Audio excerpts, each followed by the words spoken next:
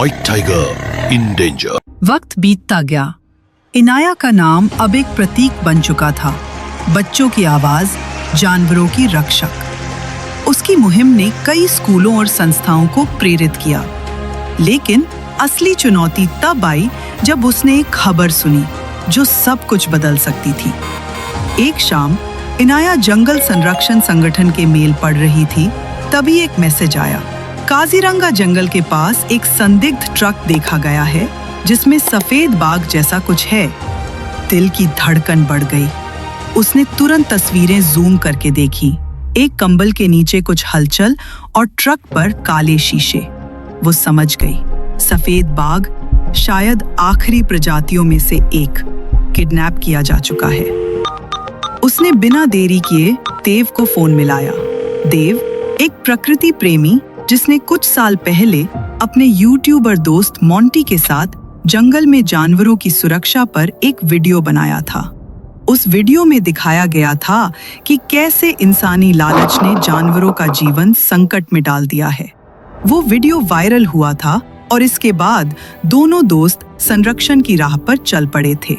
Phone पर इनाया ने कहा, देव, हमें एक बड़ी मुसीबत मिल गई है। सफेद बाघ का अपहरण हो चुका है। देव चौंक गया। कहां से पता चला? एक स्थानीय गाइड से। उसने मुझे तस्वीरें भेजी हैं। लोकेशन असम बॉर्डर के पास की है। देव ने बिना कोई सवाल किए कहा, मैं मोंटी को ले रहा हूँ, हमें निकलना होगा अभी। देव और मोंटी अगले ही दिन वहां पहुंच गए।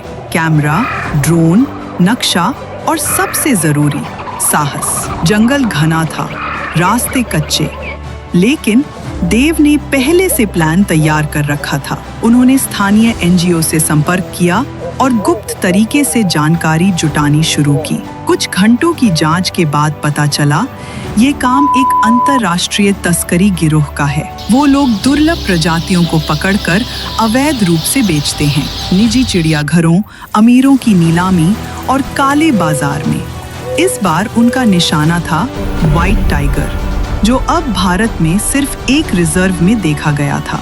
इनाया ने तय किया, मैं भी आ रही हूँ। देव ने मना किया, बहुत खतरनाक है, लेकिन इनाया का जवाब था, वो मेरा वादा था, मैं इन 10 जानवरों को नहीं मरने दूंगी। तीनों रात के अंधेरे में जंगल के अंदर पहुंचे।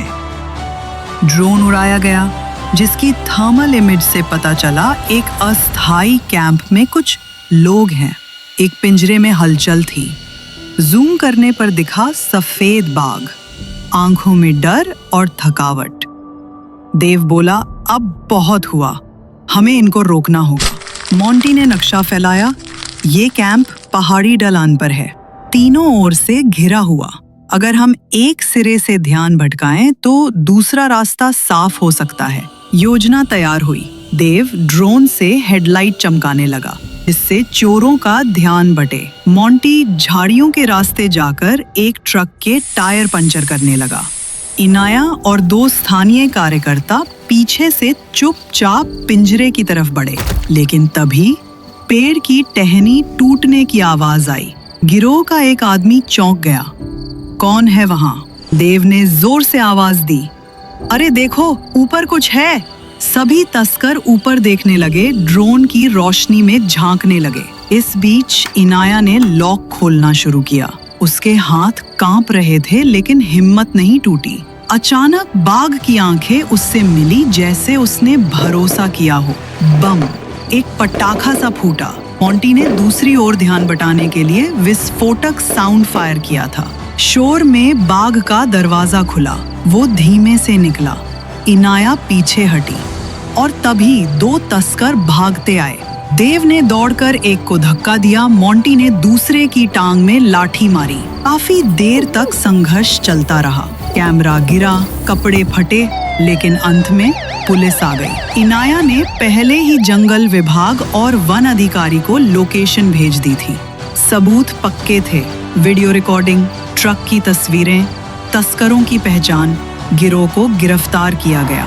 सफेद बाघ को सुरक्षित रिजर्व में भेजा गया, जहां अब उसके लिए प्राकृतिक वातावरण तैयार किया गया। देव ने एक नया वीडियो अपलोड किया। हमने एक जानवर बचाया, पर अभी लड़ाई बाकी है। उस वीडियो में बाघ की मुक्त होती आंखें थीं। इनाया के चेहरे पर संतोष था और मोंटी की आवाज, अगर हम आज नहीं लड़ेंगे तो कल कोई जानवर नहीं बचेगा। वीडियो फिर वायरल हुआ। इस बार सरकार ने भी संज्ञान लिया। कुछ ही हफ्तों में wild life trafficking protection force बनाई गई, जिसमें युवाओं को शामिल किया गया। हर जंगल में कैमरेज, सेंसर्स और जागरूक गार्ड्स नियुक्त हुए। इनाया का सफर अब एक आंदोलन बन गया था। उसने कहा, हम जंगल के लिए नहीं लड़ रहे, हम अपने भविष्य के लिए लड़ रहे हैं। एक बार फिर बच्चों ने सबक सीखा। जानवरों को बचाना कोई कहानी नहीं, अब जरूरत है।